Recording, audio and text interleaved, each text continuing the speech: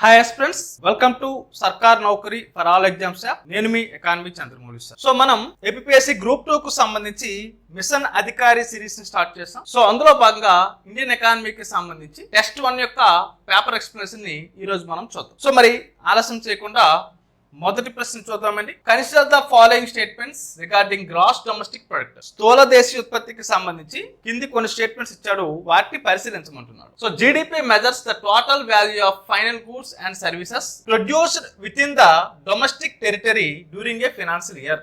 ఒక ఆర్థిక సంవత్సరంలో దేశీయ భౌగోళిక పరిధిలో ఉత్పత్తి అయిన తుది వస్తువులు మరియు సేవల మొత్తం విలువని జీడిపి కొలుస్తుంది అని ఇచ్చాడు. మరి స్టేట్మెంట్ కరెక్టా రాంగ్ అని తీసుకుంటే ఈ స్టేట్మెంట్ మనకి కరెక్ట్. ఎందుకు అంటే జీడిపి గ్రాస్ డొమెస్టిక్ ప్రొడక్ట్ అంటే ఒక దేశ భౌగోళిక సరిహద్దు లోపల జరిగేటటువంటి ఉత్పత్తి ఏదైతే ఉంటుందో దాని గురించి మనకు తెలియజేస్తుంది. సో ఉత్పత్తి అనేది ఎక్కడ జరగాలమ్మా? దేశ భౌగోళిక సరిహద్దులో మాత్రమే జరగాలి. సో భారతదేశంలో ఉన్నటువంటి 28 రాష్ట్రాలు, 8 కేంద్రపాలిత ప్రాంతాలు, మరి దీంతో పాటుగా సముద్ర తీర రేఖ నుంచి ఉన్నటువంటి 200 నాటికల్ మైల్ దూరం ఉన్నటువంటి ఎక్స్క్లూజివ్ ఎకనామిక్ జోన్ ఏదైతే ఉంటుందో ఇదంతటి కూడా దేశ భౌగోళిక సరిహద్దుగా చెప్తాం.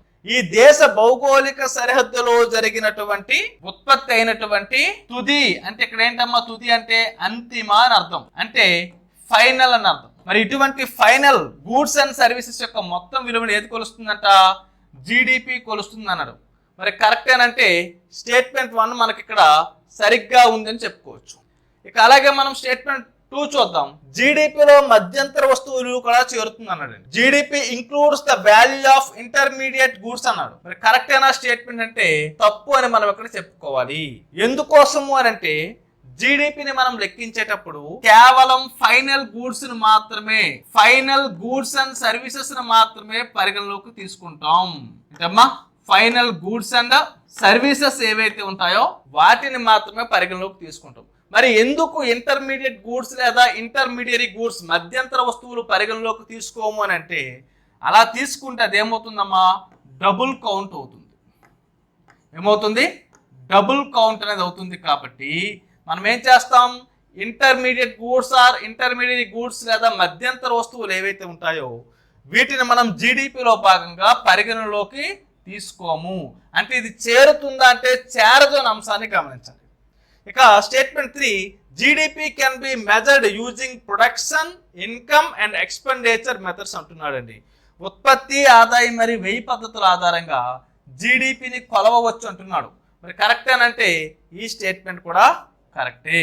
ఎందుకోసం ఇది కరెక్ట్ అమ్మా? మరి జీడిపిని లెక్కించేటప్పుడు లేదా జిఎన్పిని లెక్కించుకునేటప్పుడు మనం 3 పద్ధతుల ఆధారంగా లెక్కిస్తాం. ఏంటి ఆ పద్ధతులమ్మా?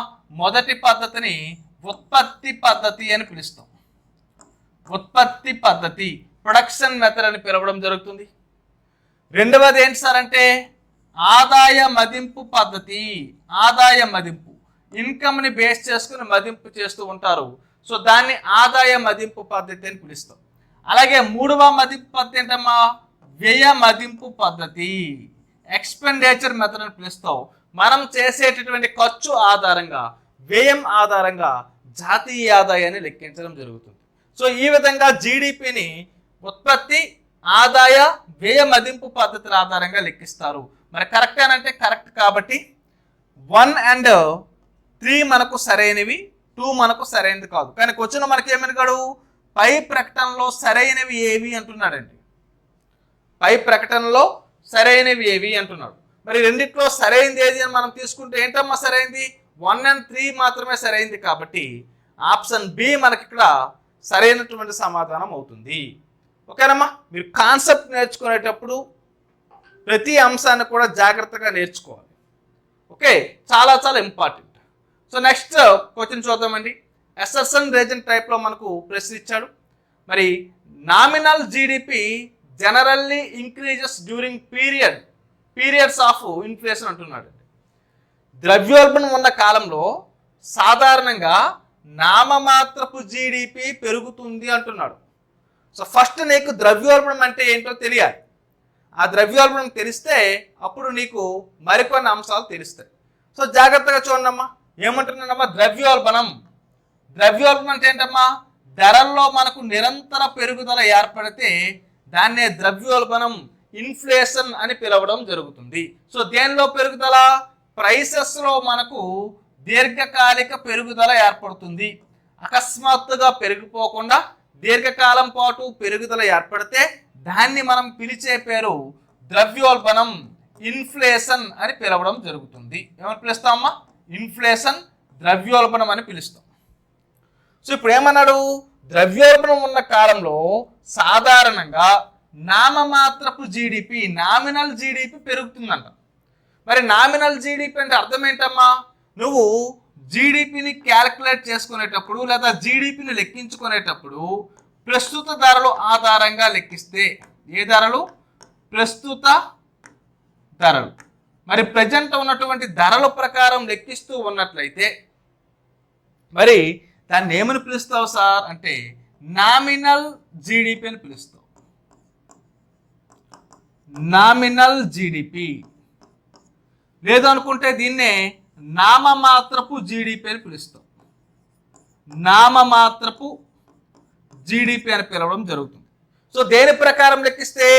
ప్రస్తుత ధరల ప్రకారం, కరెంట్ ప్రైసెస్ ఆధారంగా లెక్కించినప్పుడు. సో ఇప్పుడు ప్రశ్న చూడమ్మా, ద్రవ్యోల్బణం ఉన్న కాలంలో సాధారణంగా నామమాత్రపు జీడిపి పెరుగుతుంది అన్నాడు. అంటే ప్రజెంట్ ఉన్నటువంటి ధరల ప్రకారం లెక్కిస్తూ ఉన్నావు కాబట్టి నీకు ఆటోమేటిక్గా నామమాత్రపు జీడిపి ఏమవుతుందమ్మా? ద్రవ్యోల్బణ కాలంలో పెరుగుతున్నట్టు కనిపిస్తుంది. అదే నీకు స్థిర ధరల ప్రకారం లెక్కించావనుకో, కాన్స్టెంట్ ప్రైసెస్ ప్రకారం లెక్కించేవరకు, అప్పుడు అలా లెక్కిస్తే మరి ధరల్లో మార్పు వచ్చినా సరే అక్కడ వస్తువుల ఉత్పత్తి పెరగకపోతే ఎటువంటి మార్పు ఉండదు. కాబట్టి ఇక్కడ నామమాత్రపు జీడిపి అనేది పెరుగుతుంది. దేని ప్రకారం సార్ అంటే ప్రజెంట్ ధరల ప్రకారం లెక్కిస్తూ ఉన్నాడు. కాబట్టి మరి స్టేట్మెంట్ మరి ఇక్కడ మనం తీసుకుంటే అసెస్సన్ అనేది కరెక్టా కాదా అంటే అసెస్సన్ అనేది మనకు సరిగ్గా ఉంది. మరి రీజన్ చూద్దాం. రీజన్ ఏమిచ్చాడు? కారణం నామమాత్రపు జీడిపి ప్రస్తుత సంవత్సర ధరలో లెక్కించబడుతుంది అన్నాడు. మరి కరెక్టేనా? కరెక్టే. ఎందుకంటే ప్రజెంట్ ఏవైతే ధరలు ఉన్నాయో ఆ ధరల ప్రకారం లెక్కిస్తారు. అలా లెక్కిస్తున్నారు కాబట్టి దాన్ని నామమాత్రం అన్నాం. అంటే ధరల్లో పెరుగుదల ఏర్పడితే ఆటోమేటిక్గా ఆదాయం పెరిగిపోతుంది. కాబట్టి నామమాత్రపు జీడిపి అంటే ప్రస్తుత ధరల్లో లెక్కించడం జరుగుతుంది. ఇది కూడా మనకు కరెక్టే. అయితే ఇప్పుడు సమస్య ఏంటి అంటే ఆప్షన్స్ చూద్దాం.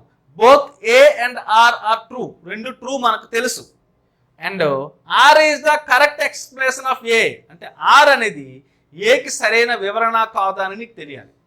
అలా తెలియాలంటే ఫస్ట్ ఏంటి? రెండు ఒకే దానికి సంబంధించి ఉంటే అప్పుడు మనకు తెలుస్తుంది అనమాట. చూడండి, పైదానికి ఇది రెండు ఒకదాంతో సంబంధం ఉందా లేదంటే రెండు ఒకదాంతో ఒకటి సంబంధం ఉంది. ఎందుకంటే నామమాత్రపు జీడిపి ప్రజెంట్ కరెంట్ ప్రైసెస్ ప్రకారం లెక్కిస్తున్నాం కాబట్టి ద్రవ్యోల్బణ కాలంలో మరి ఏమవుతుందమ్మా?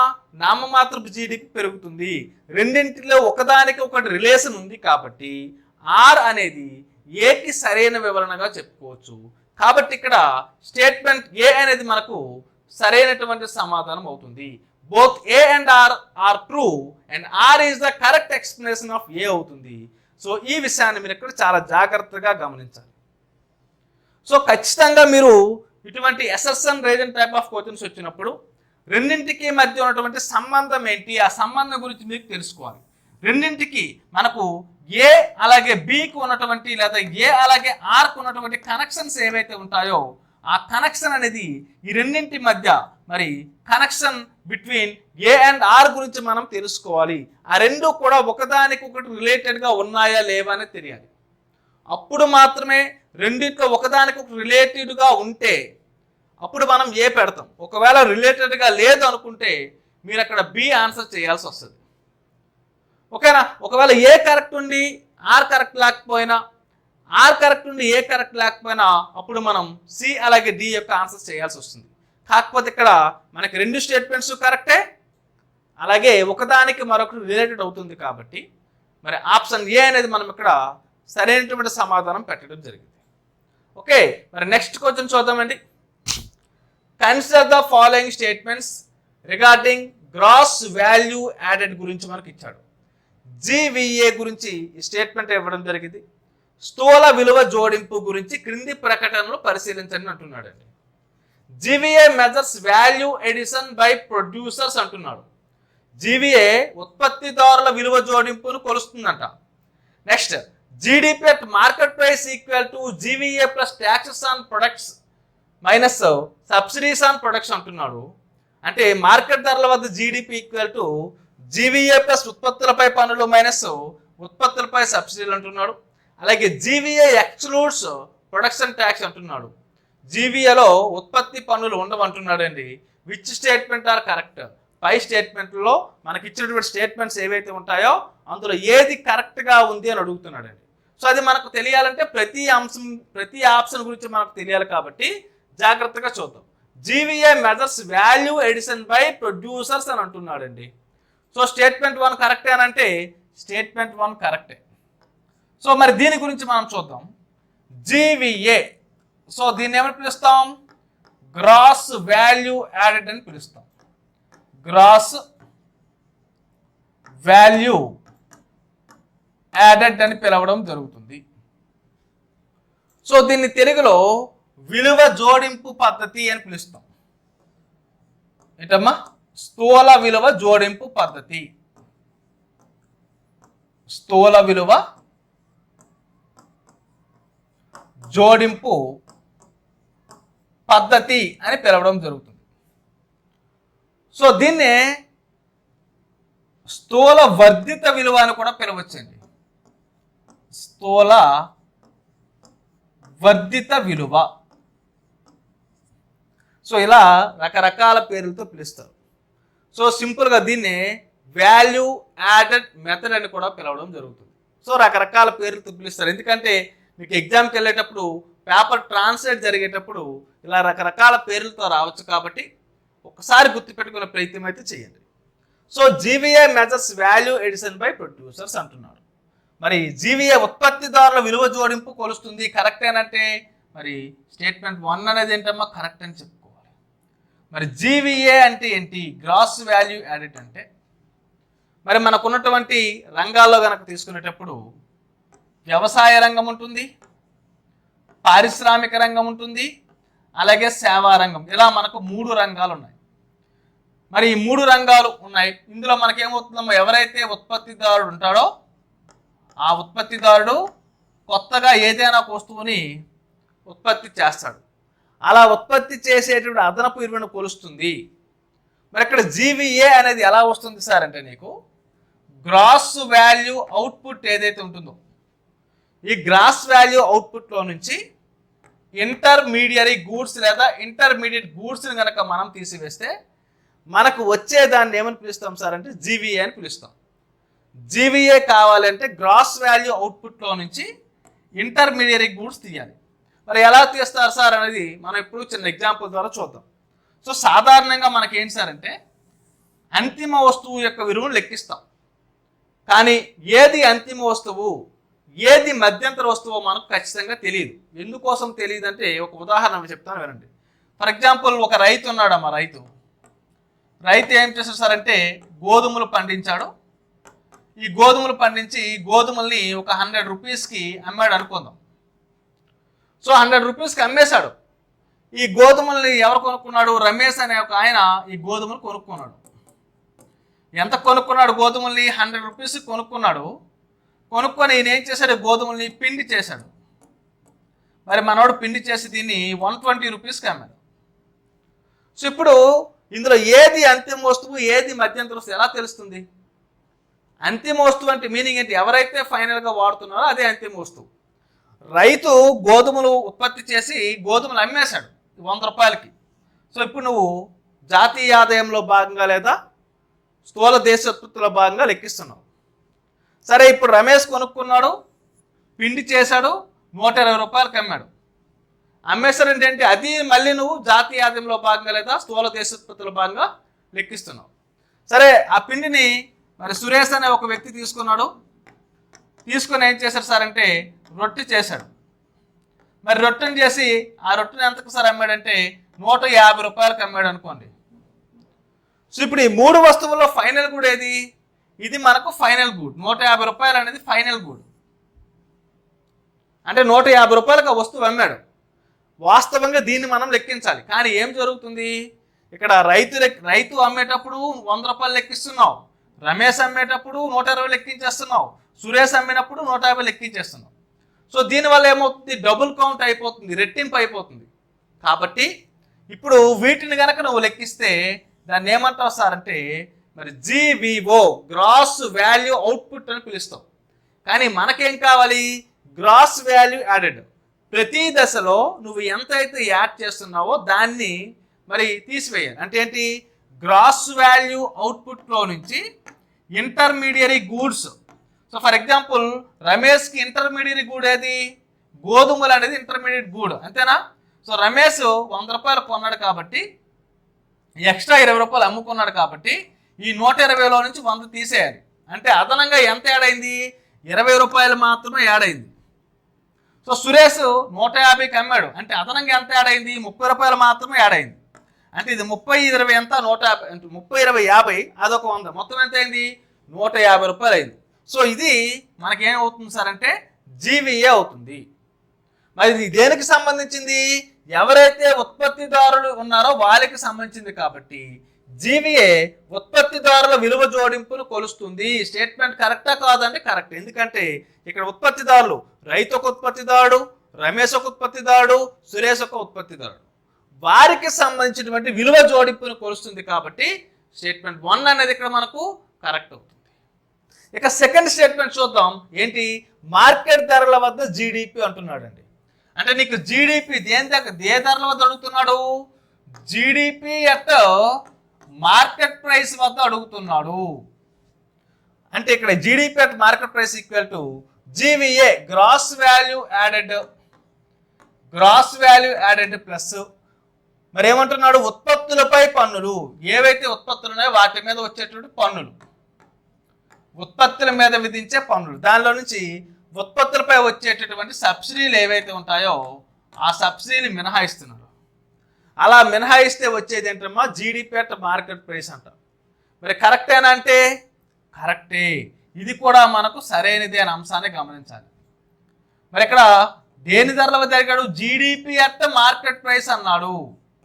మరి మార్కెట్ ప్రైస్ అంటే ఏంటి అమ్మా, సాధారణంగా ఒక రైతు, సరే ఒక ఉదాహరణకి మీకు తీసుకుని ఒక వ్యక్తి అని ఒక వ్యక్తి ఉన్నాడు, 100 రూపాయలకి ఒక వస్తువును తయారు చేసి అమ్మాలనుకున్నాడు. ఈ 100 రూపాయల వస్తువు మార్కెట్లోకి వచ్చేటప్పుడు దీని మీద ఏమవుతుందమ్మా, కొన్ని రకాల పన్నులు పడతాయి, ఇండైరెక్ట్ ట్యాక్సెస్ అనేవి పడతాయి. పడేటప్పుడు ఈ వస్తువు యొక్క ధర మార్కెట్లో పెరుగుతుందా తగ్గుతుందా, పెరుగుతుంది. ఏమవుతుందమ్మా, పెరుగుతుంది. ఇక్కడ అనే వ్యక్తి ఎంత ఉత్పత్తి చేశారు, వస్తువుని 100 రూపాయలకు ఉత్పత్తి చేశారు కదా, దీన్ని ఏమంటావు సార్ అంటే ఫ్యాక్టర్ కాస్ట్ అంటాం. ఈ ఫ్యాక్టర్ కాస్ట్కి ఇండైరెక్ట్ ట్యాక్సెస్ కలిపితే మనకేమైంది, మార్కెట్ ప్రైస్ వచ్చింది. ఏమొచ్చిందమ్మా, మార్కెట్ ప్రైస్ అనేది రావడం జరిగింది. అయితే ఇప్పుడు నువ్వు గమనించాల్సిన విషయం ఏంటి సార్, మరి సబ్సిడీలు అనేవి ఎందుకు తీశారు సార్ అంటే ఈ ఫ్యాక్టర్ కాస్ట్లో సబ్సిడీలు అనేవి కలపబడి ఉంటాయి. ఫ్యాక్టర్ కాస్ట్లో సబ్సిడీలు అనేవి కలపబడి ఉంటాయి.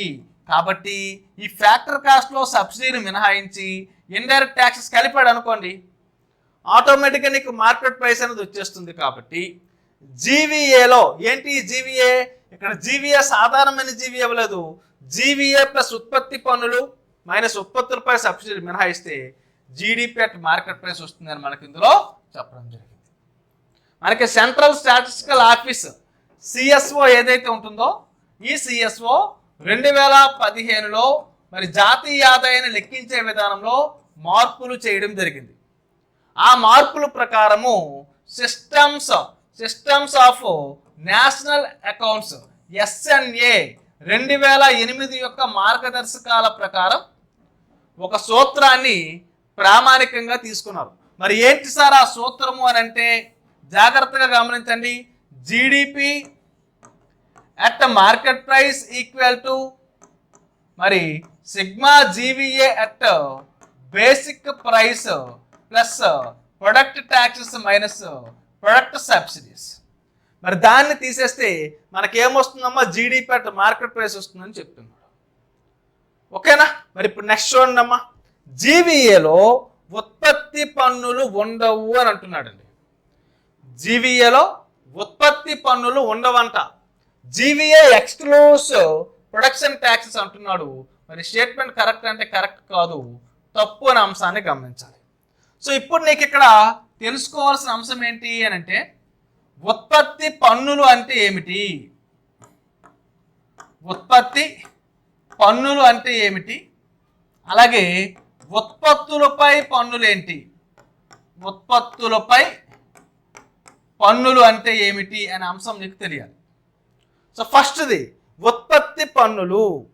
దీన్ని మనం ప్రొడక్షన్ ట్యాక్సెస్ అని పిలుస్తాం. ఏమని పిలుస్తాం? Production tax. అంటే నీకు వస్తువు యొక్క ఉత్పత్తి పరిమాణంతో సంబంధం లేకుండా వ్యాపారం చేసే వాటి మీద విధించే పన్నులు. అంటే స్టాంప్ డ్యూటీ కావచ్చు, ల్యాండ్ రెవెన్యూ కావచ్చు, రిజిస్ట్రేషన్ ఫీజు కావచ్చు, ఇలాంటివన్నీ కూడా మనకి ఏంటి సార్ అంటే ఉత్పత్తి పన్నులు అని చెప్తాం, ప్రొడక్షన్ ట్యాక్సెస్ అని పిలుస్తాం. అలా కాకుండా ఉత్పత్తులపై విధించేటటువంటి పన్నులు అంటే ప్రొడక్ట్ ట్యాక్స్ అని పిలుస్తాం. ఏమని పిలుస్తాం? Product tax. మరి ఉత్పత్తులపై విధించేటటువంటి పన్నులు అంటే ఏంటి? ఉత్పత్తి అయిన ప్రతి వస్తువు మీద పన్ను విధిస్తారు. దేని మీద? ఉత్పత్తి అయినటువంటి ప్రతి వస్తువు, ఏ వస్తువు ఉత్పత్తి అయినా దాని మీద ఇస్తారు. ఫర్ ఎగ్జాంపుల్ కారు ఉత్పత్తి అయింది, పెన్ ఉత్పత్తి అయింది, ఓకేనా, ఒక ఫ్రూట్ ఉత్పత్తి అయింది, రైస్ ఉత్పత్తి అయింది, ఏది ఉత్పత్తి అయినా ఆ ఉత్పత్తి మీద పన్ను విధిస్తారు.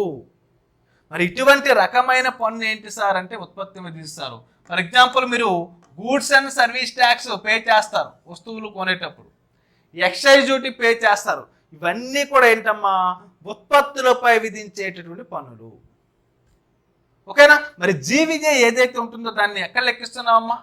బేసిక్ ప్రైస్ వద్ద మనం లెక్కిస్తున్నాం. మరి జీవీఏ అట్ బేసిక్ ప్రైస్ అంటే GVA at factor cost, GVA at factor cost plus production taxes minus production subsidies. మరి ఈ సూత్రం ఆధారంగా ప్రొడక్షన్ ట్యాక్సెస్ ఏవైతే ఉంటాయో అవి కలిసే ఉంటాయి, మినహాయించబడి ఉండవు. కాబట్టి ఈ స్టేట్మెంట్ ఏదైతే ఉంటుందో మరి ఈ స్టేట్మెంట్ తప్పు అనే అంశాన్ని గమనించాలి. ఓకేనా? కాబట్టి ఇక్కడ 1 and 2 సరైంది, 3 సరికాదు. కాబట్టి 1 and 2 సరైంది, 3 సరికాదు. కాబట్టి ఏం ఆన్సర్ పెడతామమ్మా? ఆప్షన్ బి అనేది మనకి ఇక్కడ సరైన సమాధానంగా చెప్తాం. అంటే ఆప్షన్ బి సరైన సమాధానంగా చెప్పడం జరుగుతుంది. సో మన నెక్స్ట్ క్వశ్చన్ చూడమ్మా. మ్యాచ్ లిస్ట్ 1 అలాగే లిస్ట్ 2. అంటే మ్యాచ్ ద ఫాలోయింగ్ ఇచ్చాడు. ఒకవైపు లిస్ట్ 1లో GDP deflator, real GDP, nominal GDP, gross value added GVA గురించి ఇచ్చాడు.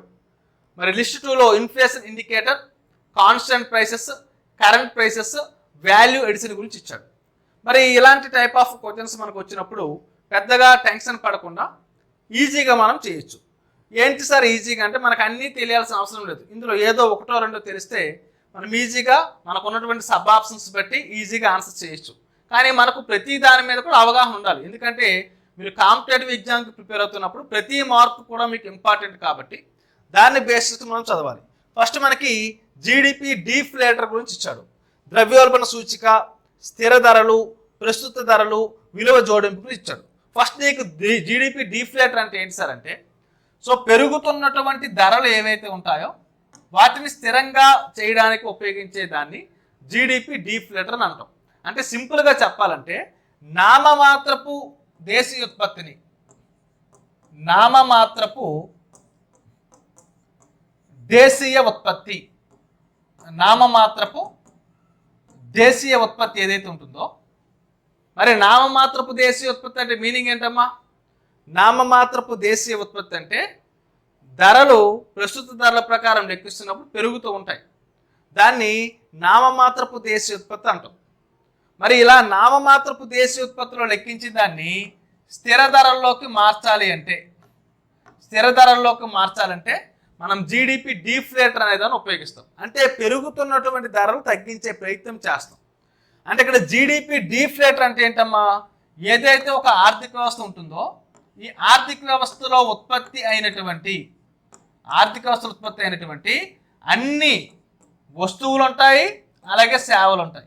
మరి ఈ వస్తు సేవలు వచ్చే ధరల్లో వచ్చేటువంటి మార్పు ఏదైతే ఉంటుందో దాన్ని కొలిచేటటువంటి ఒక సమగ్రమైనటువంటి ద్రవ్యోల్బణ సూచిక ఏదైతే ఉంటుందో దానిని మనం ఏమంటాం సార్ అంటే జీడిపి డిఫ్లేట్ అంటాం. కాబట్టి ఏ అనేది 1 అవుతుంది. సో ఇక్కడ ఏ 1తో మనకి ఏ ఒక ఆప్షన్, డి ఒక ఆప్షన్ ఉంది కాబట్టి బిని అలాగే సిని మనం ఎలిమినేట్ చేసేయచ్చు. సో నెక్స్ట్ వాస్తవ జీడిపి గురించి అడుగుతున్నాడు. మరి వాస్తవ జీడిపి అంటే ఏంటి? స్థిర ధరల, ప్రస్తుత ధరల, విలువ జోడింప అని అడుగుతున్నాడు. సో దీని గురించి కూడా మనం తెలుసుకోవాలి. కాన్స్టెంట్ ప్రైసెస్, కరెంట్ ప్రైసెస్, అలాగే వాల్యూ ఎడిషన్ అని అడుగుతున్నాడు అండి. సో వాస్తవ జీడిపి అంటే ఏంటమ్మా? సో స్థిర ధరల ప్రాతిపదికన లెక్కిస్తే దాన్ని వాస్తవ జీడిపి, రియల్ జీడిపి అని పిలుస్తాం. రియల్ జీడిపి అని పిలుస్తాం. అంటే స్థిర ధరల ప్రాతిపదికన వాటిని మనం లెక్కించడం జరుగుతుంది. మరి ఇక్కడ స్థిర ధరలు ఎక్కడ ఉందమ్మా? వాస్తవ జీడిపి స్థిర ధరలు అంటే ఆప్షన్ బి అనేది 2లో ఉంది. మరి ఆప్షన్ బి అనేది 2లో ఎక్కడ ఉందమ్మా? డిలో లేదు కాబట్టి తప్పు. ఇక్కడ ఆప్షన్ ఏలో ఉంది కాబట్టి ఏ సరైందని మనం చెప్పుకుంటాం. అయితే మనకి ఇక్కడ రిమైనింగ్ ఆప్షన్స్ కూడా చూద్దాం. ఏంటి? నామమాత్రపు జీడిపి. మరి నామమాత్రపు జీడిపి అంటే కరెంట్ ప్రైసెస్, ప్రస్తుత ధరల ఆధారంగా లెక్కిస్తే, ప్రస్తుత ధరల ఆధారంగా లెక్కిస్తే దాన్ని నామినల్ జీడిపి అంటాం. నామమాత్రపు జీడిపి అని అంటాం.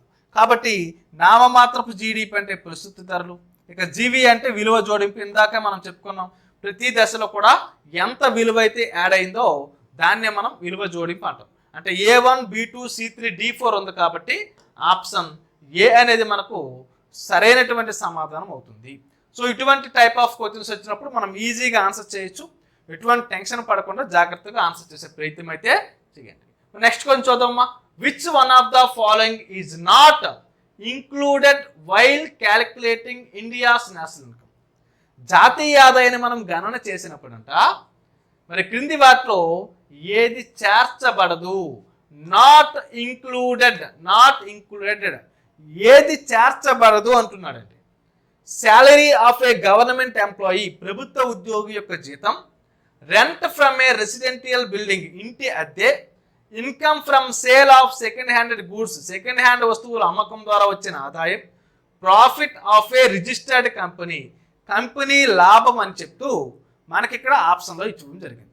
సో ఫస్ట్ మీ అందరికీ తెలియాల్సింది ఏంటి అంటే మనము జాతీయ ఆదాయాన్ని లెక్కించేటప్పుడు కేవలం సంపాదిత ఆదాయం, ఎర్నడ్ ఇన్కమ్ ఏదైతే ఉంటుందో దానిని మాత్రమే పరిగణలోకి తీసుకోవాలి.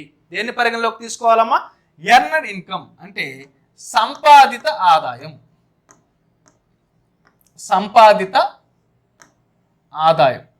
సో ఈ సంపాదిత ఆదాయం, ఎర్నడ్ ఇన్కమ్ ఏదైతే ఉంటుందో దీనిని మాత్రమే నేషనల్ ఇన్కమ్ లెక్కించేటప్పుడు పరిగణలోకి తీసుకోవాలి. ఒకవేళ మన ఆదాయం అసంపాదిత ఆదాయం అయితే, అసంపాదిత ఆదాయం, మరి అసంపాదిత ఆదాయం అంటే మీనింగ్ ఏంటమ్మా? అన్ఎర్నడ్ ఇన్కమ్. ఏంటమ్మా? అన్ఎర్నడ్ ఇన్కమ్. మరి ఇటువంటి ఉంటే అప్పుడు నేషనల్ ఇన్కంలో మనం దీన్ని పరిగణలోకి తీసుకోం. సో మరి సంపాదిత ఆదాయం అంటే మీనింగ్ ఏంటి? సో సంపాదిత ఆదాయం అంటే మనం పనిలో పాల్గొనేటప్పుడు దానికి ప్రతిఫలంగా వచ్చేదాన్ని సంపాదిత ఆదాయం అని అంటాం. మరి అన్ని సంపాదిత ఆదాయం అంటే కాదు. ఫర్ ఎగ్జాంపుల్ ఏ అనే వ్యక్తి బి వద్దకి పనికి వెళ్ళాడు. మరి బి ఏం చేస్తాడు సార్ అంటే బి దొంగతనం చేస్తాడు. బి ఏం చేస్తాడు? దొంగతనం చేస్తాడు. మరి ఏ బి దగ్గర పని చేసినప్పుడు ఇద్దరు దొంగతనానికి వెళ్ళి ఒక 20,000 రూపాయలు దొంగతనం చేశారనుకోండి, మరి అది జాతీయ ఆదాయంలో భాగం అంటే కాదు. మరి ఇప్పుడు సార్ మరి సంపాదిత ఆదాయం జాతీయ ఆదాయంలో భాగం అన్నారు కదా, ఇది ఎందుకు కాదు సార్ అంటే జాగ్రత్తగా వినండి. ఇక్కడ సంపాదిత ఆదాయం అంటే నువ్వు పనిలో పాల్గొవాలి, మరొక వస్తువు ఉత్పత్తి జరగాలి, అటువంటిదే మనకు సంపాదిత ఆదాయం అంటాం. ఫర్ ఎగ్జాంపుల్ ఏ అనే వ్యక్తి బి అనేటటువంటి పొలంలో పనిచేశాడు అనుకోండి.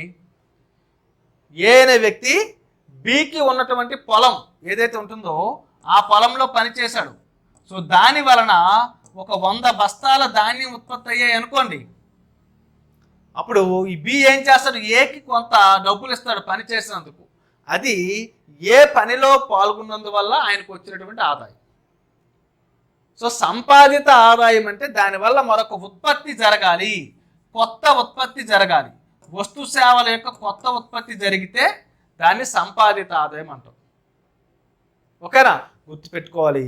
ఎర్నడ్ ఇన్కమ్ అంటే అది పనిలో పాల్గొన్నప్పుడు దానికి ప్రతిఫలంగా వస్తుంది. మరి దానివల్ల ఏంటికి ప్రతిఫలంగా వస్తుంది? నువ్వు పని చేసినప్పుడు దానికి ప్రతిఫలంగా ఉత్పత్తి జరగాలి. వస్తు సేవల యొక్క ఉత్పత్తి జరిగితే అప్పుడు దానికి ఇవ్వాలి. అంతేకాని నువ్వు సంపాదించమన్నావు కదా అని ఎలా పడితే అలా సంపాదిస్తే అది ఆ ఆదాయము జాతీయ ఆదాయంలో భాగంగా కాదు. ఓకేనా, గమనించాలి. సో నెక్స్ట్, అసంపాదిత ఆదాయం అంటే ఏంటి? పనిలో పాల్గొనకపోయినా వస్తే దాన్ని అసంపాదిత ఆదాయం అని అంటాం. మరి పనిలో పాల్గొనకుండా ఎలా వస్తుంది సార్ అనొచ్చు మీరు. సో ఇప్పుడు రోడ్డు మీద మీరు నడుచుకుంటూ వెళ్తున్నారు, ఒక బిచ్చగాడు మీకు బాబు ధర్మం ప్రభు అంటే మీరేం చేస్తారు? మీకు దయార్థ హృదయం ఉంటే ఒక 10 రూపాయలు 20 రూపాయలు కాకపోతే రూపాయి 2 రూపాయలు దానం చేస్తారు. ఎక్కడి నుంచి దానం చేస్తున్నారో మీ దగ్గర నుంచి మీరు ఆ వ్యక్తికి దానం చేశారు. అంటే ఆ వ్యక్తి పనిలో పాల్గొన్నాడా? పాల్గొనలేదు. సో ఆ వ్యక్తికి పనిలో పాల్గొనకపోయినప్పటికీ మీరు ఎటువంటి ప్రతిఫలం ఆశించకుండా మీరు అతనికి డబ్బులు ఇచ్చారు. కాబట్టి అటువంటి వాటిని అసంపాదిత ఆదాయం అని అంటాము. పనిలో పాల్గొనకపోయినా వచ్చిందని ఏమంటాం? అసంపాదిత ఆదాయం అని అంటాం. సో ఇప్పుడు ప్రశ్న ఏంటి? జాతీయ ఆదాయాన్ని లెక్కించినప్పుడు క్రింది వాటిలో ఏది చేర్చబడదు? చేర్చబడదు అనగానే మీ మైండ్లో గుర్తొచ్చాలి, అది అసంపాదిత ఆదాయం అని మాత్రమే గుర్తుకు రావాలి. అది అసంపాదిత ఆదాయం ఏమవుతుంది అని మీకు తెలిస్తే ఆటోమేటిక్గా తెలిసిపోద్ది. ఏమవుతుందో కూడా మీకు చెప్పాను. ఏంటి? నువ్వు పనిలో పాల్గొన్నప్పటికీ దానివల్ల మనకు ఉత్పత్తి జరగకపోతే, వస్తు సేవల యొక్క ఉత్పత్తి జరగకపోతే అది అసంపాదిత ఆదాయమే. అది మీరు గుర్తుపెట్టుకోవాలి. ఓకేనా? అది గుర్తుపెట్టుకుంటే ఏ ప్రశ్నకైనా మీరు ఆన్సర్ చేయొచ్చు ఈజీగా. ప్రభుత్వ ఉద్యోగి జీతం, salary of a government employee. ప్రభుత్వ ఉద్యోగి ఉన్నాడు, ప్రభుత్వం తరపున పనిచేస్తూ ఉన్నాడు కాబట్టి ఆయనకు వచ్చే జీతం అది సంపాదిత ఆదాయమే కదా. కాబట్టి ఇది జాతీయ ఆదాయంలో భాగంగా పరిగణలోకి తీసుకుంటారు. Rent from a residential building, ఒక రెసిడెన్షియల్ బిల్డింగ్ యొక్క ఇంటి అద్దె. మరి ఆ ఇంటిలో నువ్వు ఉంటున్నందుకు అద్దెని చెల్లిస్తున్నావు, రెంట్ చెల్లిస్తున్నావు. మరి జాతీయ ఆదాయంలో భాగమే కదా, భాగమే. Income from sale of second hand goods, second hand వస్తువుల అమ్మకం ద్వారా వచ్చిన ఆదాయం. చూడండి అమ్మ ఏమంటున్నాడు, సెకండ్ హ్యాండ్ వస్తువుని అమ్మాడంట. అలా అమ్మడం వల్ల వచ్చిన ఆదాయాన్ని జాతీయ ఆదాయంలో భాగంగా పరిగణలోకి తీసుకుంటారంటే తీసుకోరు. ఎందుకు తీసుకోరు సార్? అది ఏ వస్తువు? Second hand good. Second hand అంటే ఫస్ట్ ఒకసారి నువ్వు తయారు చేసినప్పుడు, అంటే ఫర్ ఎగ్జాంపుల్ అది కారు అనుకుందాం ఉదాహరణకి. ఆ కారుని తయారు చేసినప్పుడు మార్కెట్లోకి అమ్మినప్పుడు ఏ అనే వ్యక్తి కొనుక్కున్నాడు. కారుని ఏ అనే వ్యక్తి కొనుక్కున్నాడు. కొనేటప్పుడు నువ్వు డబ్బు చెల్లిస్తున్నావు కదా, అంటే ఉత్పత్తికి నువ్వు ఆల్రెడీ డబ్బు చెల్లించేసావు. మళ్ళీ ఇప్పుడు ఏమైంది? కారు పాతది అయిపోయింది. ఏం చేశాడు? బీకి అమ్మేశాడు. ఆల్రెడీ నువ్వు జాతీయ ఆదాయంలో భాగంగా కారు యొక్క వాల్యూ లెక్కించావు కదా, మళ్ళీ ఇప్పుడు నువ్వు లెక్కించకూడదు, ఎందుకంటే అది సెకండ్ హ్యాండ్ గూడ్ కాబట్టి. అయితే ఇక్కడ ఒక కండిషన్ ఉంది. ఏంటి కండిషన్ సార్ అంటే, ఈ సెకండ్ హ్యాండ్ కారుని లేదా ఈ గూడ్ని మరొక వ్యక్తికి అమ్మినప్పుడు, సో ఏ బీకి అమ్మేటప్పుడు మధ్యలో ఒక బ్రోకర్ ఉన్నాడు అనుకోండి, సి అనే ఒక బ్రోకరు ఏకి బీకి మధ్య ఉన్నాడు. ఏకి ఏం చెప్పాడు? నీకు మంచి ధరకి నేను అమ్మి పెడతాను అని చెప్పాడు. బీకి ఏం చెప్పాడు? నీకు తక్కువ ధరకి నేను కారు ఇప్పిస్తానని చెప్పాడు. ఇద్దరికి ఆ మాటలు చెప్పి ఏం చేశాడంటే ఒక ఒప్పందం ప్రకారం మరి ఏ దగ్గర ఉన్న కారుని బీకి అమ్మాడు.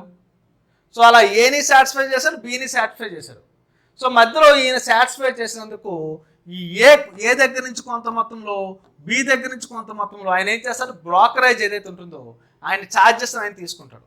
అంటే బ్రోకర్కు మనం చెల్లించే ఛార్జెస్ ఏవైతే ఉంటాయో అవి మళ్ళీ మనం ప్రజెంట్ కరెంట్ ఇయర్లో, అంటే ఆయన యొక్క తెలివి ఉపయోగించుకొని డబ్బు సంపాదించాడు కాబట్టి దాన్ని ఏం చేస్తున్నావు సార్ అంటే జాతీయ ఆదాయంలో భాగంగా చూపించవచ్చు. అంతేకాని సెకండ్ హ్యాండ్ గూడ్ని అమ్మడం ద్వారా వచ్చిన ఆదాయాన్ని జాతీయ ఆదాయంలో భాగంగా పరిగణలోకి తీసుకోకూడదు. Next, profit of a registered company.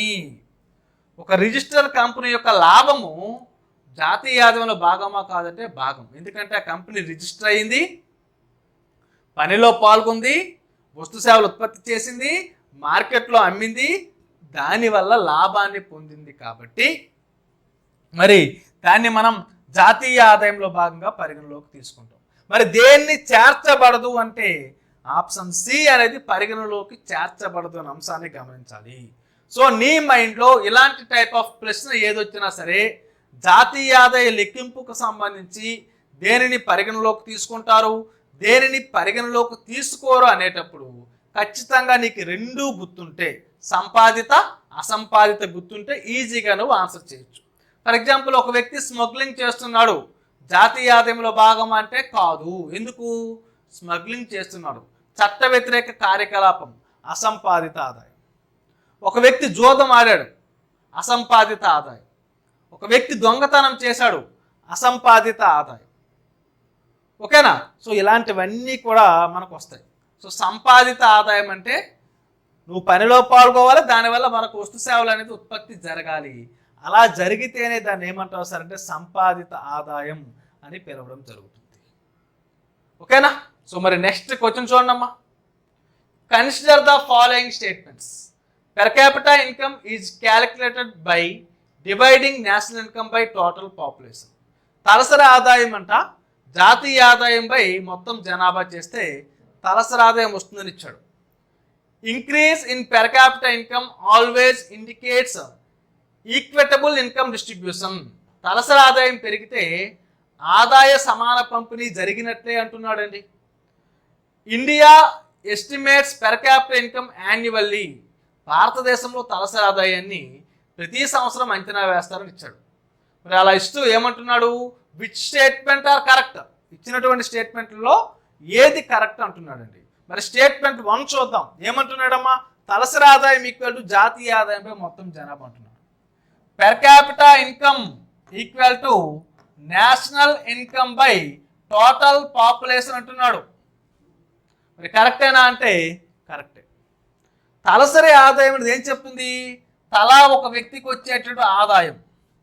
దేశంలో ఉన్నటువంటి జనాభాలో ఒక్కొక్క పర్సన్కి ఎంత ఆదాయం సగటున వస్తుందో, ఎలా వస్తుందో చెప్పేదే మనకేంటమ్మా పెర్ క్యాపిటా ఇన్కమ్. అంటే ఈ పెర్ క్యాపిటా ఇన్కమ్ ఎలా వస్తుంది? దేశం యొక్క మొత్తం ఆదాయాన్ని ఆ దేశం ఉన్నటువంటి మొత్తం జనాభా చేత భాగించగా వచ్చేది తలసరి ఆదాయం అంటారు. సో ఫర్ ఎగ్జాంపుల్, దేశం మొత్తం మీద ఒక 1000 మంది ప్రజలు ఉంటే, అంటే 1000 రూపాయలు సంపాదిస్తే ప్రజలు, దేశం మొత్తం మీద 10 మంది వ్యక్తులు ఉంటే అప్పుడు తలసరి ఆదాయం ఎంత, పెర్ క్యాపిటల్ ఇన్కమ్ ఎంత సార్ అంటే 100 వస్తుంది. ఎంతమ్మా? 100 అనేది పెర్ క్యాపిటల్ ఇన్కమ్ అవుతుంది. అర్థమవుతుందా? సో కాబట్టి మరి స్టేట్మెంట్ 1 అనేది మనకు కరెక్ట్. తలసరి ఆదాయం పెరిగితే ఆదాయ సమాన పంపిణీ జరిగినట్లే అన్నాడు. మరి తలసరి ఆదాయం పెరిగితే ఆదాయ సమాన పంపిణీ జరుగుతుందమ్మా? జరగదు. కాబట్టి స్టేట్మెంట్ బి అనేది మనకి ఇక్కడ తప్పు. మరి ఎందుకు సార్ తప్పు అంటే, తలసరి ఆదాయం పెర్ క్యాపిటా ఇన్కమ్ అనేది పెరిగితే అదేం చెప్తుంది? మరి సగటును చెప్తుంది. సగటు మ్యాథమెటికల్ యావరేజ్ మాత్రమే చెప్తుంది. మరి దేశంలో ఆదాయ అసమానతలు పెరుగుతున్నాయి కదా, అంటే కొంతమంది ఆదాయం ఎక్కువగాను కొంతమంది ఆదాయం తక్కువగాను ఉంటుంది. ఇక్కడ ఇన్కంలో మనకి ఏం ఏర్పడుతుంది సార్ అంటే ఇన్కమ్ ఇన్ఈక్వాలిటీ అనేది ఏర్పడుతుంది. ఫర్ ఎగ్జాంపుల్, దేశంలో 10 మంది ఉన్నారు. 10 మందిలో కనుక తీసుకుంటే ఒక ధనవంతుడు 10 లక్షల ఆదాయం పెరిగి మిగతా వారికి ఏమవుతుందమ్మా 9 లక్షల ఆదాయం. 9 మంది పేదలకి ఆదాయం పెరగలేదు. 10 మందిలో ఒకరికి పెరిగి ఆదాయం 9 మందికి పెరగలేదు అనుకో, మరి దేశం మొత్తం కూడా తలసరి ఆదాయం పెరిగినట్ట అంటే అలా కాదు. ఇక్కడ సగటున ఎంత వస్తుందో చూపిస్తుంది. కాబట్టి ఇక్కడ ఆదాయ సమాన పంపిణీ జరిగినట్లు కాదు. భారతదేశంలో తలసరి ఆదాయాన్ని ప్రతి సంవత్సరం అంచనా వేస్తారు అంటున్నాడండి. మరి కరెక్టేనంటే కరెక్టే.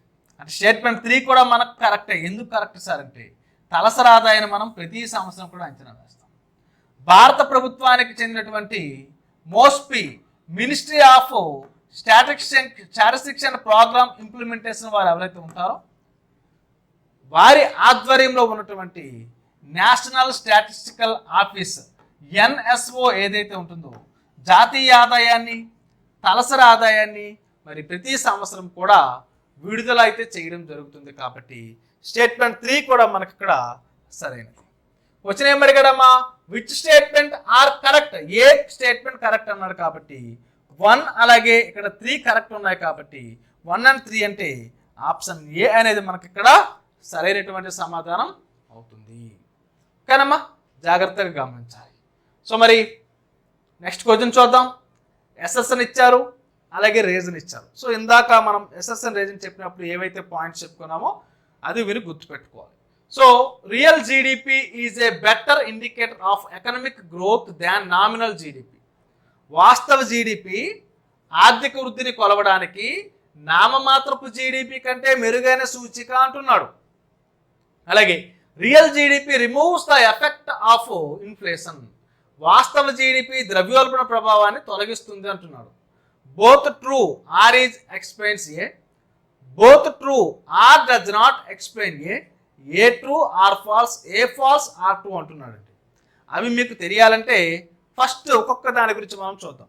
మొదటి అంశం మనకి ఇక్కడ ఏం పేర్కొన్నాడమ్మా? వాస్తవ జీడిపి ఆర్థిక వృద్ధిని కొలవడానికి నామమాత్రపు జీడిపి కంటే మెరుగైన సూచిక అంటున్నాడు. సో ఫస్ట్ మనం చూద్దాం రియల్ జీడిపి అంటే చూద్దాం. రియల్ జీడిపి అంటే స్థిర ధరల ప్రాతిపదికన లెక్కిస్తాం. స్థిర ధరల ప్రాతిపదికన లెక్కించాలి అంటే ఏం చేయాలి? ఏదైనా సరే ఒక బేస్ ఇయర్ని ప్రాతిపదికగా తీసుకొని మనం ఆదాయాన్ని లెక్కించాలి. సో ప్రజెంట్ మనకి 2022-23 బేస్ ఇయర్ ప్రాతిపదికన తీసుకొని జాతీయ ఆదాయాన్ని లెక్కించడం జరుగుతుంది. సో గతంలో మనకి 2011-12 బేస్ ఇయర్ ఏదైతే ఉంటుందో ఈ బేస్ ఇయర్ ప్రాతిపదికన మనం జాతీయ ఆదాయాన్ని లెక్కించడం జరిగింది. సో ఇక్కడ ఈ బేస్ ఇయర్ వల్ల ప్రత్యేకత ఏంటి సార్ అంటే ధరలో మార్పు వచ్చినా సరే, అంటే ఇక్కడ మనకి వస్తు సేవల యొక్క ఉత్పత్తి పెరిగితేనే, వస్తు సేవల యొక్క ఉత్పత్తి అనేది పెరిగింది అనుకోండి, అప్పుడు మాత్రమే ఆదాయం పెరుగుతుంది. ఒకవేళ ధరల్లో మార్పు వచ్చింది, వస్తు సేవలు ఏవైతే ఉంటాయో ఈ వస్తు సేవల్లో మార్పు రాలేదు, ఆటోమేటిక్గా అప్పుడు ఏం ఏర్పడుతుంది సార్ అంటే ఈ ఆదాయం అనేది స్థిరంగా ఉంటుంది. ఇక్కడ ధరతో మనకు సంబంధం ఉండదు. ఎందుకోసం అంటే ఇవి స్థిర ధరల ప్రాతిపదికన లెక్కిస్తున్నాం కాబట్టి. సో మీకు అర్థం కావడానికి జాగ్రత్తగా చెప్తాను వినండి. సాధారణంగా జాతీయ ఆదాయం లెక్కించేటప్పుడు అంతిమ వస్తు సేవల యొక్క విలువల మొత్తాన్ని లెక్కిస్తాం. అంటే జాతీయ ఆదాయం పెరగడం అంటే వస్తు సేవలు ఏవైతే ఉంటాయో అవి పెరగాలి, వస్తు సేవల యొక్క ఉత్పత్తి అనేది పెరగాలి, అంతేకాని ధరలు పెరగడం వల్ల వస్తు సేవల ఉత్పత్తి పెరగడం కాదు. ఫర్ ఎగ్జాంపుల్ 2010వ సంవత్సరంలో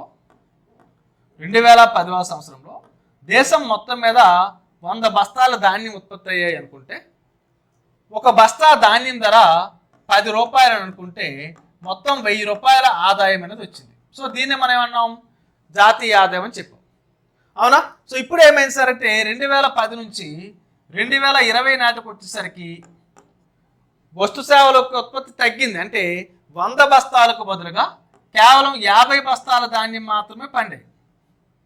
కానీ ధర మాత్రం రెట్టింపు అయింది. అంటే 10 రూపాయలు కాస్త 20 రూపాయలు అయింది. ఆటోమేటిక్గా మళ్ళీ నీకు ఆదాయం ఎంత వచ్చింది? 1000 రూపాయలు వచ్చింది. ఒకవేళ 20కి బదులు 40 రూపాయలు అయితే 2000 రూపాయల ఆదాయం వస్తుంది. అంటే ఇక్కడ నీకు ఉత్పత్తిలో పెరుగుదల లేకపోవడం వల్ల, ధరలు పెరగడం వల్ల ఇక్కడ ఆదాయం ఏమైందమ్మా? పెరిగిపోయింది. కానీ జాతీయ ఆదాయం అలా చెప్పదు. ఉత్పత్తిలో పెరుగుదల పెరగడం వల్ల ఆదాయం పెరిగితే దాన్నే నిజమైన జాతీయ ఆదాయం, రియల్ నేషనల్ ఇన్కమ్ అని పిలుస్తుంది. అంటే ఇక్కడ ఏం జరగాలి అంటే ఈ 100 ఉన్నటువంటి ఈ ధాన్యం బస్తాలు ఏవైతే ఉంటాయో ఇవి ప్రజెంట్ 2026 వచ్చే నాటికి ఉదాహరణకి మీకు చెప్తున్నా, ఈ 100కు బదులుగా 110కి పెరిగాయి అనుకోండి, అప్పుడు అదే 10 రూపాయలతో నువ్వు గణించావు అనుకోండి, అప్పుడు ఎంతమ్మా? మరి 1100 రూపాయలు అవుతుంది, అవునా? ఇక్కడ వస్తు సేవల ఉత్పత్తి పెరగడం వల్ల ఆదాయం పెరగాలి తప్పితే ధరలు పెరగడం వల్ల ఆదాయం పెరిగితే అది నిజమైనటువంటి జాతీయ ఆదాయం కాదు, అది నిజమైన జాతీయ ఆదాయం కాదు అని మనకు చెప్తున్నారు. సో ఎందుకోసం అంటే ఇలా ఏమవుతుందమ్మా? డిమాండ్ కంటే సప్లై అనేది తగ్గిపోయినప్పుడు ఆటోమేటిక్గా ప్రైసెస్ అనేవి పెరిగిపోతాయి, కాబట్టి ధరలు విపరీతంగా పెరిగిపోతాయి, ద్రవ్యోల్బణం పెరిగిపోతూ ఉంటుంది, కాబట్టి అది నిజమైనది కాదు. కాబట్టి స్థిర ధరల ప్రాతిపదికన లెక్కించాలి. మరి స్థిర ధరల ప్రాతిపదికన లెక్కించినప్పుడు వస్తువు యొక్క అంటే ఇక్కడ ఆదాయం పెరగాలంటే ఖచ్చితంగా ఇక్కడ ఏమవ్వాలి? వస్తు సేవల యొక్క ఉత్పత్తిలో పెరుగుదల అనేది ఏర్పడాలి. సో నెక్స్ట్ ఏంటి? నామమాత్రపు జీడిపి కంటే ఇది మెరుగైన సూచిక అన్నారు. మరి నామమాత్రపు జీడిపి అంటే ఏంటి? ఇక్కడ చెప్పుకున్నాం. సో ప్రజెంట్ ఉన్నటువంటి ధరల ప్రకారం లెక్కిస్తారు. వస్తువు యొక్క ఉత్పత్తి పెరగకపోయినా ధర పెరగడం వల్ల ఆదాయం అనేది పెరిగిపోతుంది, అవునా? కాబట్టి ఇక్కడ ద్రవ్యోల్బణం అనేది పెరిగిపోతుంది. అందువల్ల మనకి ఇక్కడ వాస్తవ జీడిపి ఆర్థిక వృద్ధిని కొలవడానికి నామమాత్రపు జీడీ కంటే మెరుగైన సూచికని చెప్పొచ్చా లేదంటే మెరుగైన సూచిక చెప్పొచ్చు. ఎందుకంటే ధరలు పెరగడం ముఖ్యం కాదు, వస్తు సేవల ఉత్పత్తి పెరిగితే ఆటోమేటిక్గా సామాన్య ప్రజలు కూడా వాటిని ఉపయోగించుకోగలడు. ఓకేనా? నెక్స్ట్, వాస్తవ జీడిపి ద్రవ్యోల్బణ ప్రభావాన్ని తొలగిస్తుంది. కరెక్టా కాదంటే ఈ ధరల ప్రభావాన్ని వాస్తవ జీడిపి తొలగిస్తుంది, కాబట్టి ఇది కూడా సరైనటువంటి సమాధానం అవుతుంది. మరి ఇప్పుడు రెండూ సరైందే. మరి ఒకదానికి ఒకటి రిలేషన్ ఉందా లేదంటే ఒకదానికి ఒకటి రిలేషన్ ఉంది, కాబట్టి బోత్ ఆర్ ట్రూ, రెండు కూడా సత్యమే. ఆర్ ఎక్స్ప్లెయిన్స్ ఏ, ఆర్ అనేది ఏకి సరైన వివరణ చెప్తున్నాడు. ఎందుకంటే వాస్తవ జీడిపి ద్రవ్యోల్బణ ప్రభావాన్ని తొలగించింది. వాస్తవ జీడిపి ఆర్థిక వృద్ధిని కొలవడానికి నామమాత్రపు జీడిపి కంటే మెరుగైనటువంటి సూచిక అని మనం ఇక్కడ చెప్పుకోవచ్చు. సో ఈ కాన్సెప్ట్స్ అన్నీ కూడా మీకు బాగా గుర్తుంటే మీరు ఫైనల్ ఎగ్జామ్కి వెళ్ళేటప్పుడు మంచి సక్సెస్ అయితే అవుతారు.